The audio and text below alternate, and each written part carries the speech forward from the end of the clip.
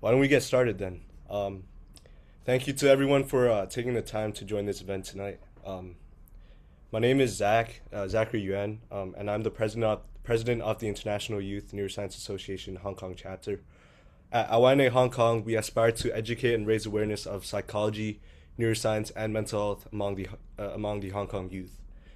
We also strive to generate interest and facilitate learning about the wonders of the brain and neuroscience generally. And we do this by connecting the local community with young neuroscientists worldwide. We run an active social media, an active website. We publish our own magazine, and we host a lot of events and collaborations like this one. This event is also held in partnership with Hatch Hong Kong. Hatch Hong Kong, also the hub of advanced technology for child health. And Hatch Hong Kong aims to bring health and hope to the future generation through research, education, and community outreach. Their research mainly focuses on ASD, so autism spectrum disorder, and eczema. And in addition to many research projects, Hatch also has many talent development programs, like the Summer Microbiome Institution, that might be of interest to students who care deeply about science in the community. So, without further ado, let's start today's event. If you have any questions throughout the entire event, feel free to put them in the chat because we're gonna have a Q&A session afterwards. Um, but yeah, so uh, for now, let's have like Christy introduce our speakers for today, Dr. Petrina Lau and Maciej. It is a privilege to introduce our speakers today. As Zach said, Dr. Patricia Lau is a research assistant professor at the CUHK Department of Psychiatry. She is a key figure at Hatch and also serves as a visiting research fellow at University College London and as a researcher at the International Brain Lab. Dr. Lau's research focuses on biological mechanisms behind heritable psychiatric disorders, including schizophrenia, bipolar disorder, and autism spectrum disorder, ASD. Her work is at the forefront of computational psychiatry, using multimodal data and cross-species comparisons to understand how brain circuits transition between healthy and pathological states. The ultimate goal of her projects is to find new ways to classify, manage, and treat these complex brain disorders. Dr. Lau has also received numerous prestigious awards globally for her contributions to this field. These include the Kavli Foundation NWB Hackathon Award, the FENS Eyebrow Travel Award from the Federation of European Neuroscience Societies, and the Medical Research Council Recognition Award for Public Engagement in the UK. Joining Dr. Lau today is Maciej, a researcher and incoming PhD candidate within the same department at CUHK. We are so honored to have both of you share your expertise today. Maciej, the time is now all yours. Awesome. Thank you so much for that introduction. So before we start, can you all hear me, guys? I presume everything with my sound is good, so I'll just Okay. jump right into it. Okay, so what we will talk to you today about is disorders of perception, and we will try to take a neuroscience perspective on it. And in order for you to be able to appreciate a lot of the stuff that Petrina will talk to you about, I will give you some essential context for her part of the presentation. So my section will largely focus on some foundational knowledge in neuroscience, a lot of that for the ones among you who study biology in high school. A lot of that might be a refresher. You might encounter concepts and ideas that you've seen before. But ultimately, what I really would like for you to take away from my section of the talk is to have an intuition for what a population code is in neuroscience and how it underlies perception and the encoding of external stimuli. And then Petrina will pick up from that and talk to you about some perhaps more interesting things, more engaging things, and a lot of the forefront of both neuroscience and psychiatry and how modern methods can be used in a complementary manner to try and give us a more nuanced, clinically applicable uh, understanding of psychiatric disorders and disorders that involve uh, alternative perception. So before we kind of get into the neuroscience, could I kind of gauge the room and could you let me know what you see here when you look at these two pictures? If anyone wants to raise their voice, feel free to just unmute yourself and share with me what you see here. duck in a chalice? Yes, I heard chalice. That is correct. Did I hear correctly? A dog, A duck. a duck. Indeed. Yes. So on the left, indeed, there is a duck, but can you also spot a rabbit? And if you look closer at the chalice, you might see that there are actually two faces that line the outer shape of the chalice. So these kind of visual illusions mm, underlie or raise questions about how it is that we really are able to perceive. Because while perception and vision and other forms of perception like hearing or smell or taste are things that we might consider very trivial, right? They are part of everyday life, and we don't immediately recognize them as in any way special. They are actually incredibly complex. And when we ask ourselves, well, how is it that we are able to see? How is it that we are able to hear? And how is it that certain ambiguities arise in our perception? Like here, for example, it might not be immediately obvious to you that this is a rabbit or that this is a duck. Simultaneously, it might not be immediately obvious that this is a chalice made up of an outline of two faces. I don't know about you, but for me, for example, I can't really see the rabbit and the duck at the same time. I kind of need to prior my brain to force it to see one or the other. There are some people who report being able to see them both at the same time. I am not one of them, but maybe some among you can perceive that. Petrina is raising her hand, so clearly she can. So this is kind of uh, an interesting an interesting introduction, I believe, to get you thinking about how it is that we are actually able to perceive. What is the underlying biology there that is facilitating our perception?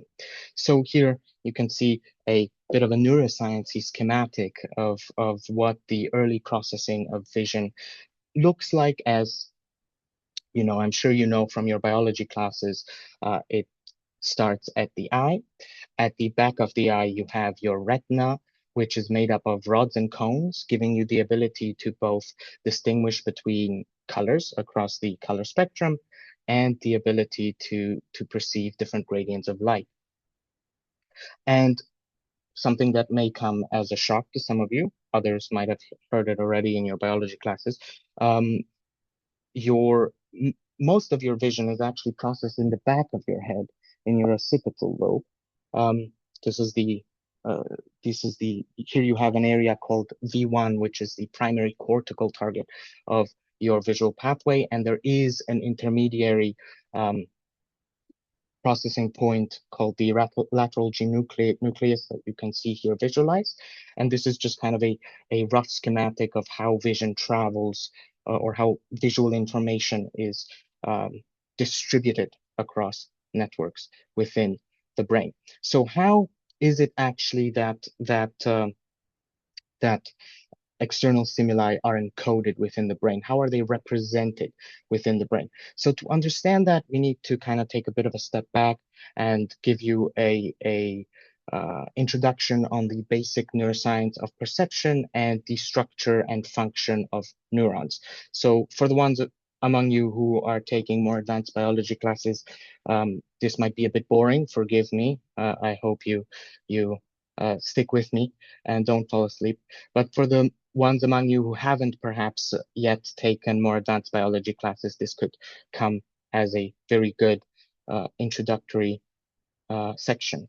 So first, if we look at a neuron, here you can see a very simplified representational schematic of a neuron.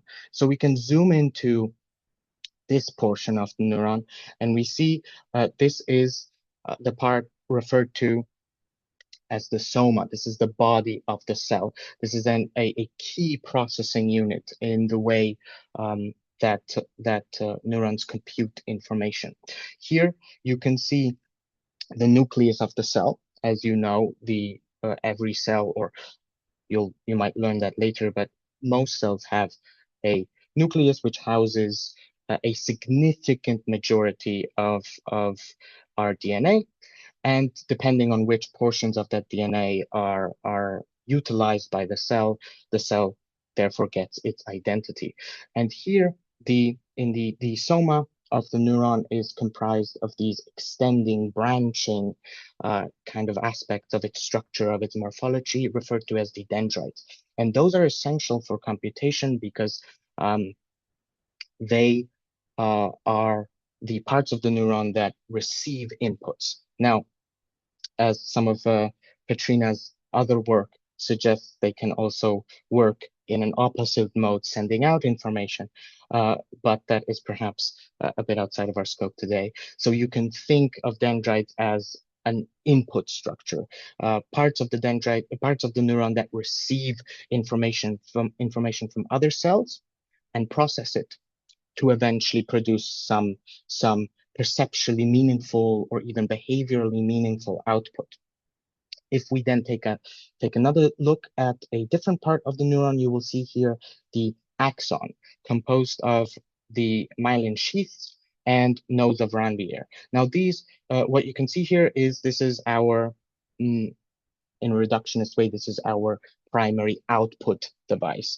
So we can, just like in the soma, we had our dendrites, which collectively with the soma produce an input computation structure. Here we have our simplistic output device. So once we've taken in our inputs, used our inputs to compute something meaningful, we can now project it, send it out to other neurons. And the neurons do that primarily via the axon. And what you see here as well are these kind of white compartments that hug the axon. Their primary purpose is to increase the speed of propagation, meaning that the information that is being projected or sent out by the neuron travels more quickly. These form, for example, as you practice. So some among you might play a certain sport or perhaps music. You might be taking some music lessons, playing the cello, the piano, whatever you enjoy. And as you gain practice, as the motor commands, as we would say, or just simply the movements involved in playing the piano, or the movements involved in kicking a ball a certain appropriate way to get the point. As those behaviors get trained and rehearsed, these structures will form, allowing for faster, more immediate information communication within the brain. And finally, let us take a look at the ending point of the axon terminal. You might often see in your biology textbook a graphic that looks something like this, where finally the axon terminal will connect to other dendrites on other cells, forming something that I'm sure you've heard before, synapses, and most of those will be chemical, meaning that once some information reaches the terminal, a specific neurotransmitter, so some compound, is released by the neuron, and that results in the neighboring cell, the neighboring neuron, receiving that information and then later processing it in its soma and perhaps also projecting information further. Okay. But what is important for us to realize is that what I just showed you was a very simplistic, very reductionist case. This was not a real neuron. And what you can see here in my nice little spinning graphic is an actual real structure of a neuron in the brain of a mouse that has been reproduced by the Allen Institute using some novel techniques. And you can see in blue, I visualize the soma. And in red, I visualize the axon. So you can see how it projects information quite across many distributed portions of the mouse's brain. So how do these neurons actually send and receive information? What is the biophysics that facilitates that. And while I don't want to bore you too much with the biophysical detail, what is important to realize primarily is that these cells exert a significant amount of energy. And this is why you might have heard before that, your brain is an incredibly energy demanding organ, because one large reason for that is because your cells, your neurons need to both establish and maintain an electrical gradient. They need a difference in the charge that exists inside the cell versus the charge that exists outside the cell. And they largely do that via pumps and channels to transport positively charged particles outside of the cell and negatively charged ones inside the cell. And this is the general status of resting cells. So cells that aren't at a very specific moment in time projecting information. The moment they do wanna, or the moment they do are forced to or pushed to send out some sort of information, appropriate biochemistry within the neuron and primarily on its membrane will be triggered in such a manner to allow immediate and rapid flow of positive charge into the cell. And that change in relative charge is propagated or pushed along the axon or the dendrites of the cell, allowing for electrical propagation. So here you can see kind of a more systemic schematic of this. And if some of you are taking more advanced biology classes, I'm sure that this is something that might haunt you on some of your exams later in life. So now that we've established some of the basic functioning of neurons, let's talk about something perhaps a bit more interesting, and that is how the brain actually encodes external stimuli. And here you can see two neuroscientists that I believe are now very much dead. They did receive a Nobel Prize for some of their work, and what they demonstrated is how some of the first initial cortical targets of ultimately your eyes process visual stimuli. And what they've noticed, they primarily used cats for their experiments, and what they noticed is that in the V1 part of the brain, this is part of the brain located kind of here at the back of your head, there are cells that are activated preferentially to contrast of a specific orientation.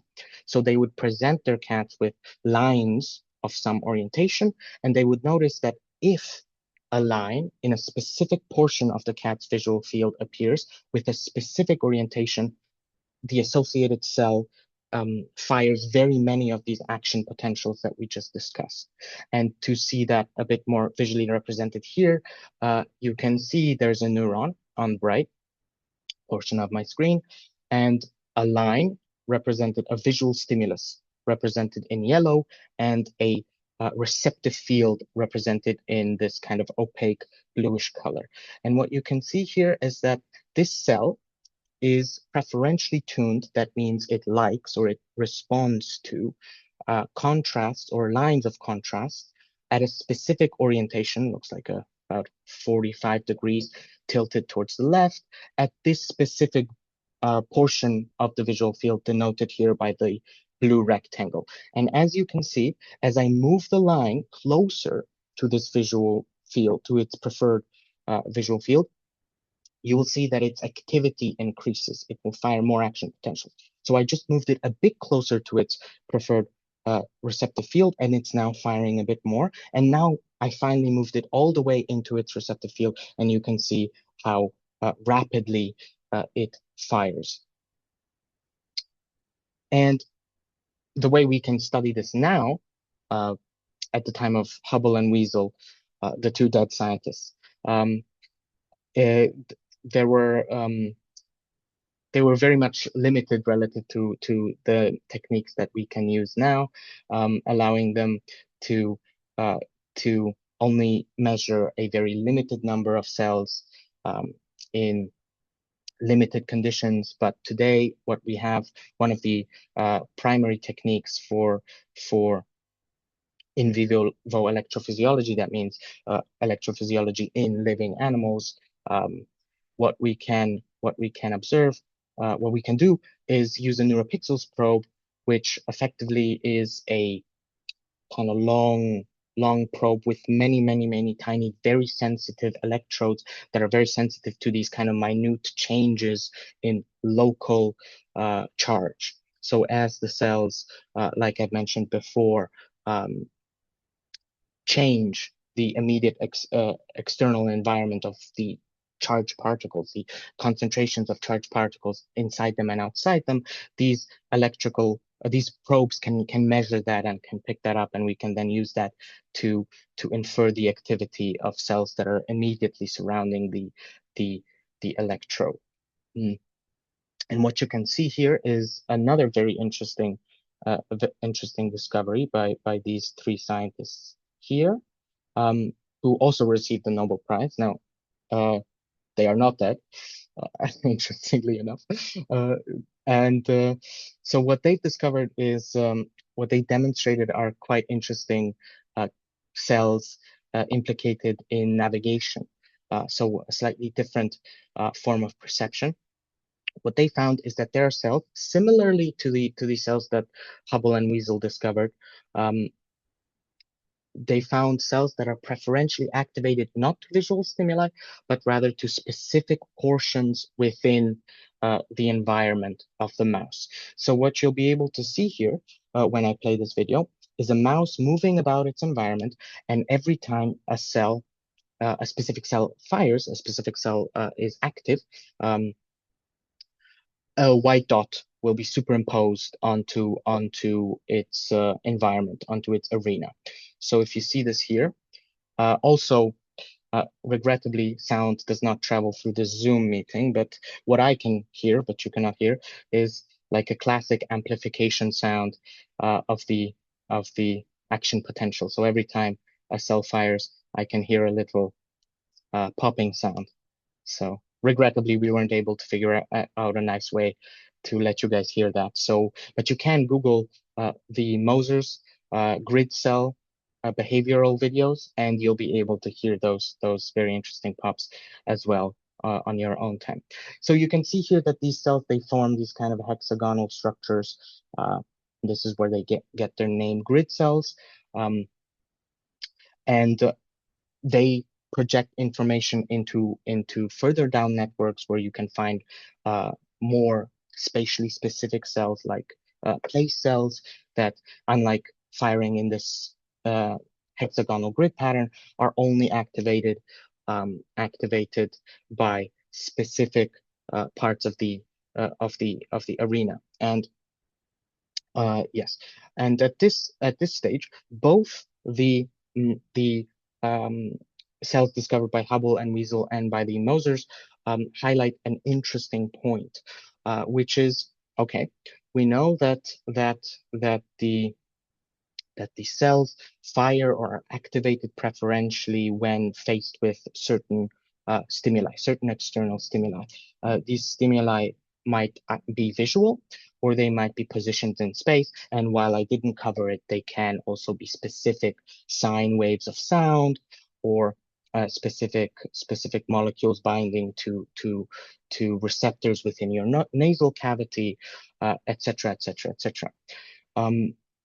So after the discovery of Hubble and Weasel of the cells that are preferentially activated to lines of specific contrast, a lot of the scientific community thought that there must be, therefore, a hierarchical structure where, as we move from one layer of neurons to the next layer of neurons, their preferred stimulus, the stimulus that activates them preferentially, is more and more complex. So you go from simple lines to more complex angles, eventually to more complex shapes, eventually hitting a cell that is so complex in its preferred stimulus that it only fires when it sees your grandmother's face.